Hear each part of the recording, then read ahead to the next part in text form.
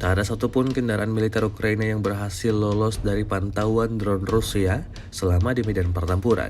Setiap harinya selalu ada saja peralatan militer Ukraina yang berhasil dimusnahkan oleh kubu Moskow.